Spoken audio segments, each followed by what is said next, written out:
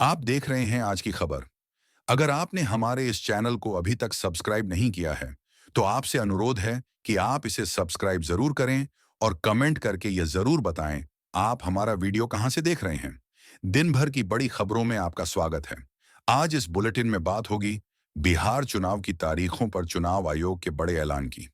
चुनाव से पहले बिहार में बुर्के पर छिड़े सियासी संग्राम की। देखेंगे महाराष्ट्र दौरे पर अमित शाह के विरोध की तस्वीरें और जानेंगे कि आखिर राहुल गांधी की बढ़ती लोकप्रियता से क्यों घबराए पीएम मोदी।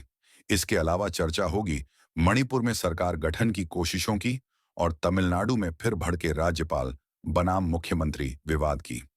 दोस्तों, आज तक मैंने कभी आपसे चैनल सब्सक्राइब करने की अपील नहीं की। मुझे भरोसा था कि अगर मेरी बातों में सच्चाई होगी तो आप खुद इसे आगे बढ़ाएंगे। लेकिन आज पहली बार मैं आपसे कह रही हूं, अगर आप सच और सवाल पूछने की ताकत को जिंदा रखना चाहते हैं तो इस चैनल को अभी सब्सक्राइब कर लीजिए। अब बढ़ते हैं आज की सबसे बड़ी खबर की ओर। चुनाव आयोग की पूरी टीम 2 दिन के बिहार दौरे के बाद दिल्ली लौट आई है।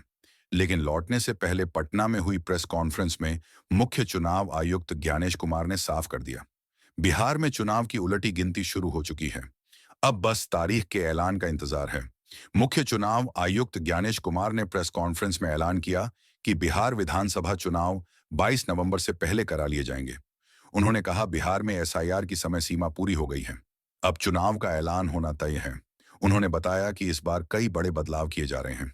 हर पोलिंग बूथ पर 1200 से ज्यादा मतदाता नहीं होंगे ताकि लाइनें कम लगें। 100% वेबकास्टिंग की जाएगी, जिससे हर गतिविधि पर रियल टाइम निगरानी रहे।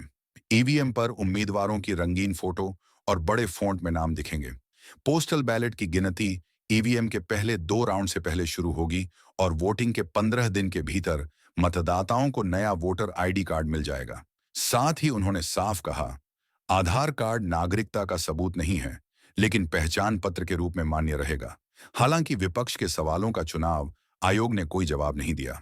अब सबकी निगाहें 6 अक्टूबर की दिल्ली प्रेस कॉन्फ्रेंस पर हैं, जहां बिहार चुनाव की तारीखों का औपचारिक ऐलान होने की उम्मीद है। यानी तस्वीर साफ है, बिहार में चुनाव नवंबर से पहले ही होंगे। लेकिन इससे पहले ही राज्य में राजनीतिक गर्मी तेज हो गई है और इस बार आग लगाई है बीजेपी ने का विवाद उठाकर। बिहार में वोटर लिस्ट सुधार सर और वोट चोरी के मुद्दे पर पहले से ही गर्म माहौल है। अब बीजेपी ने नया विवाद खड़ा कर दिया है। बीजेपी नेता दिलीप जायसवाल ने चुनाव आयोग से कहा है, महिला वोटरों का महिला अधिकारियों से चेहरा मिलान कराया जाए ताकि फर्जी वोटिंग रोकी जा सके। लेकिन इस मांग पर बवाल मच गया है। मुख्य विपक्षी पार्टी आरजेडी ने इसे राज्य का माहौल खराब करने की कोशिश बताया। आरजेडी नेता अभय कुशवाहा बोले, ये राजनीतिक साजिश है। सभी मतदाताओं के पास फोटो युक्त पहचान पत्र हैं। फिर भी बीजेपी अपनी सांप्रदायिक राजनीति थोपना चाहती है। यहां तक कि बीजेपी के सहयोगी दलों ने भी इस मुद्दे पर उससे दूरी बना ली है। नीतीश कुमार और चिराग पासवान दोनों ने इस पर कोई समर्थन नहीं दिया। वहीं विपक्षी दलों का आरोप है कि बीजेपी चुनाव को सांप्रदायिक रंग देने की कोशिश कर रही है। यानी बुर्का विवाद में बीजेपी अकेली पड़ती दिख रही है और जनता का गुस्सा अब सड़कों पर भी दिखाई देने लगा है। इसका असर देखने को मिला। महाराष्ट्र में